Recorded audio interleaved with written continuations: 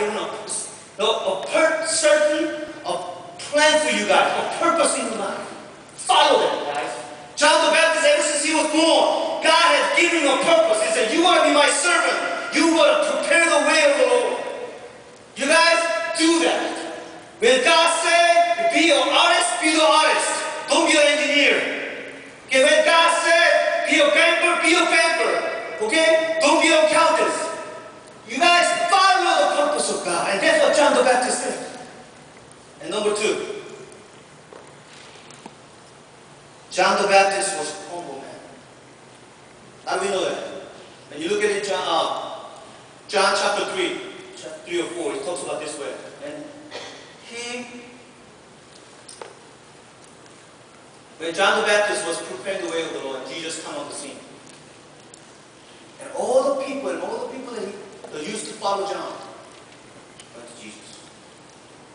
And all the disciples came to him. He said, John, you got to do something. Everybody's going to Jesus. And you know what John said?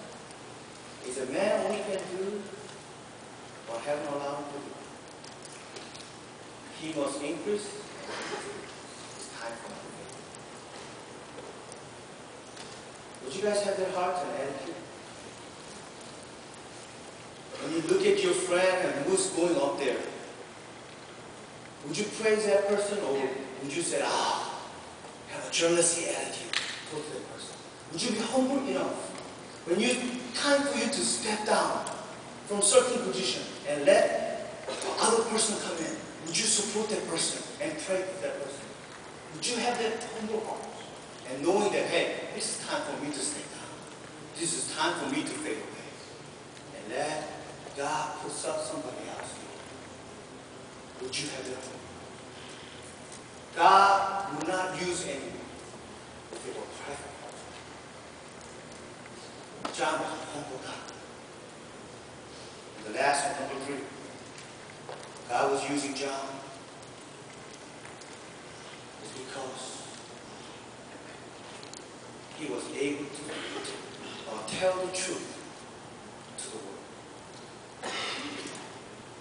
When the King Herod was sleeping with his brother's wife, he wasn't afraid to tell them, because it's like them, saying that you're doing wrong.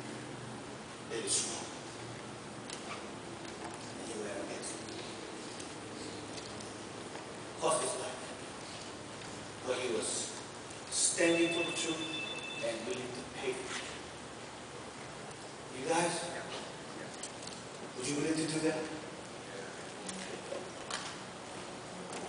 Would you willing to stand for the truth and say what is right, even though it costs you? Prophets. When you look at it in the Old Testament and New Testament, that's what the prophets do.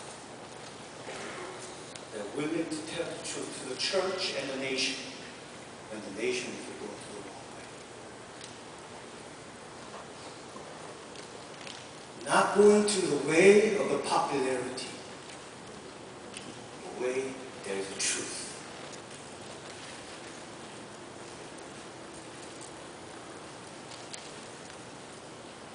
It's the election day coming up. Who would you vote for?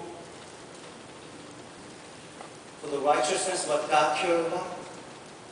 You know, one of my teachers back in Korea said this. He said, well, you know, this president messed up on the economy. And so because of that, I would vote for this. And I look at her this in the midst of the staff devotion. I said, I don't care about economy.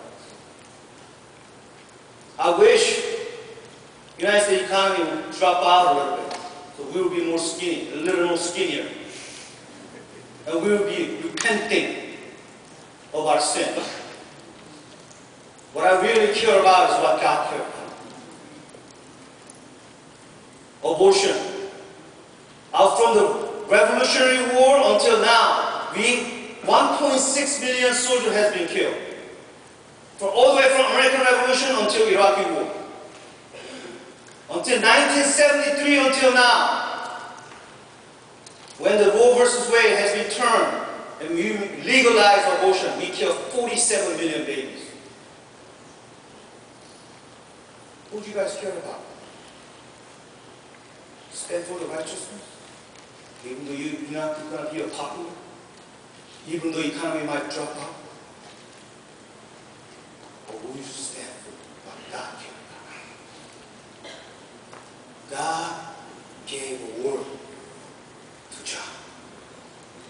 And he became the history maker for God.